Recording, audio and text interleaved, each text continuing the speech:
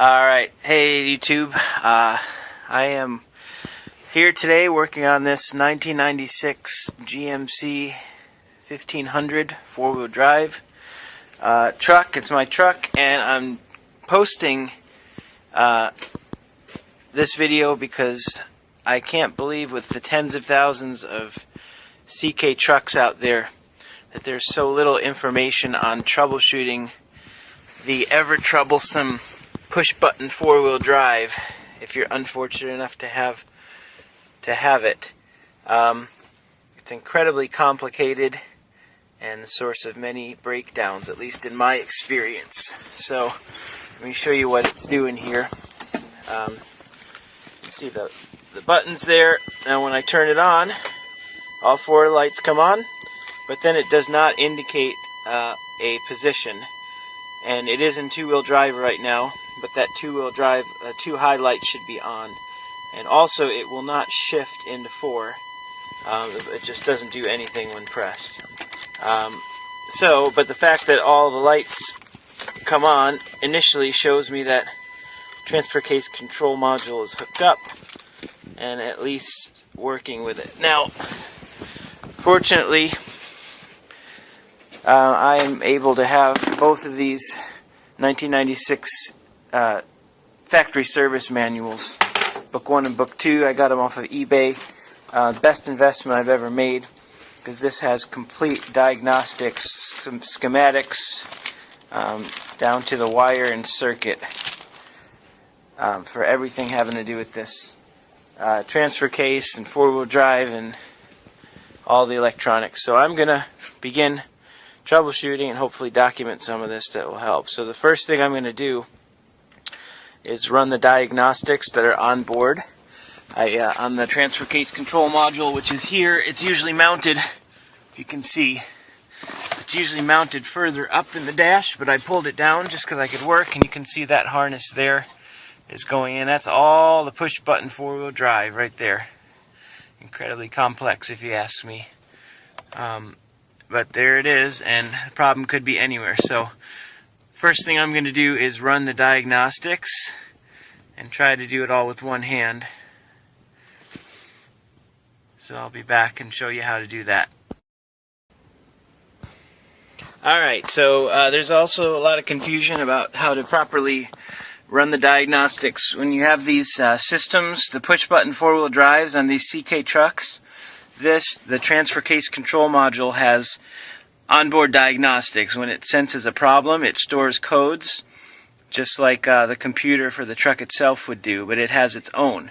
So the way that you test those codes, or you see if there's any codes stored, is that you hook up a jumper cable, not a jumper cable, but you just hook a jumper.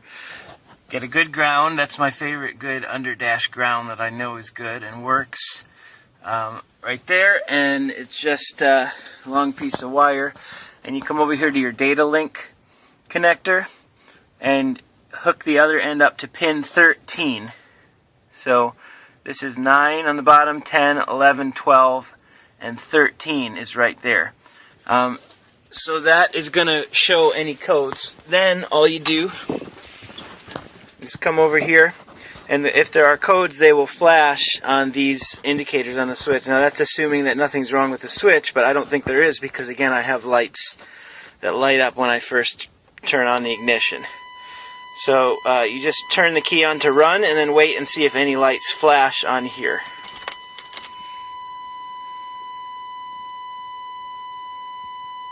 And you can see right there, I'm getting several flashes. I'm getting a 1 flash and then a 2 flash. It'll keep repeating that. There's a 1 and there's a 2. So that'll keep doing that. But that's actually a good sign, because that's going to help us in troubleshooting this. So that's telling me that I have trouble code number 1 and a trouble code number 2. And now, because I have the factory service manual, it's really easy to see what exactly that means. So we'll go take a look at that. Alright, so first we're going to deal with this diagnostic code 1. Again, I had codes 1 and 2, so number 1 has to do with some kind of failure in the memory in the transfer case control module itself. And diagnostic code 2 has to do with the encoder motor down underneath the truck. That's not. It's the signals that it's sending back and forth to the control module. Something's up. Something's funky there, and it doesn't know. Basically, the module doesn't know what position the transfer case motor is in. That actually kicks in the transfer case. So we'll do one at a time.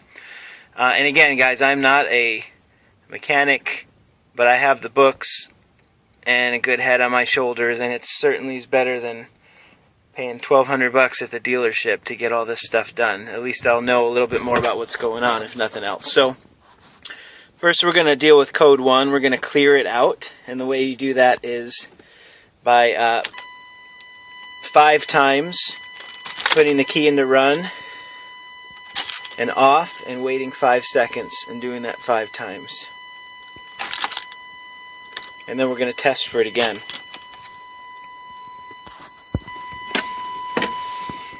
Okay, so I did that 5 times, and then we're going to do the same thing. I hooked the jumper back up underneath to pin 13, and we'll see what codes flash.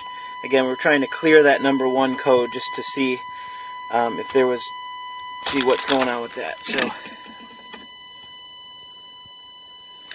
and you can see there that there's no more 1 code flashing, it's just flashing a 2.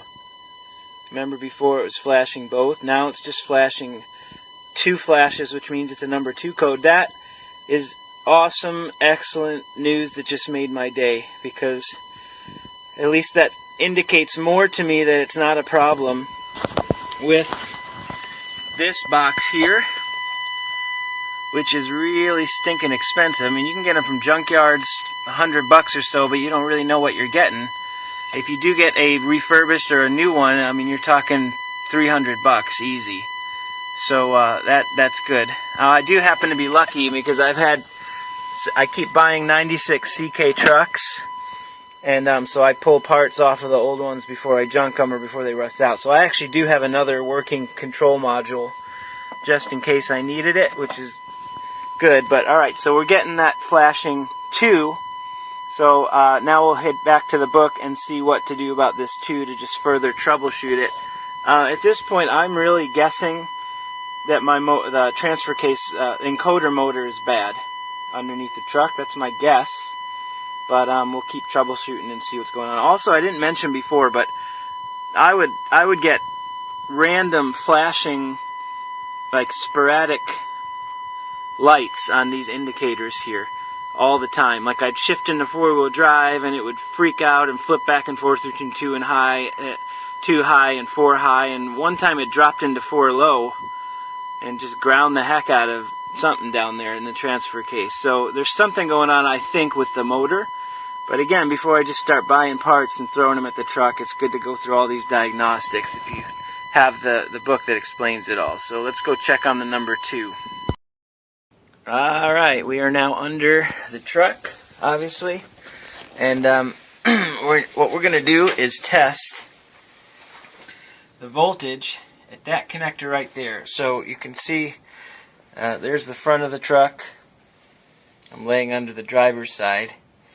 Torsion bar right above there. There's the transfer case, and the transfer case on these has several connectors, several harnesses going to it. The one on the other side of this has 2 conductors, and that is for the power to the motor to actually make it shift. This guy right here, right above the front drive shaft, right there, is the one we're going after. What that does, that's where this system to me gets incredibly complex, and I'd rather just have the manual shift lever on the floor. But there's, I think, 6 pins in there. I'll have to look at the book to see exactly what we're testing, but essentially we need to check for 5 volts on those pins, and that will tell us. This harness right here is what communicates back to the transfer case control module, and if we check, if we're getting 5 volts plus a good ground here, then that's another good indicator that there's not a problem with the module, but that there's a problem with this motor. And actually, I believe if we're not getting 5 volts, again, it's a specific low voltage system here, not 12, so we're looking for 5 volts and a good ground at these pins, then that will tell us that the motor is bad, and that the motor assembly, which you can actually see there, that black part that the harness is connected to, that we just need to pop that off and put a new one in there. You can get it online for about $100. But let's see what we got, because that may not be the problem. The problem may be that the module is not sending the correct voltage for some reason. So again, we still don't know. Rather than go spending $100 on a motor if we don't know that that's what's wrong, I'm going to troubleshoot all of this first. So I'm going to put the camera down, and I'll show you what the voltmeter is showing if I can do it with one hand.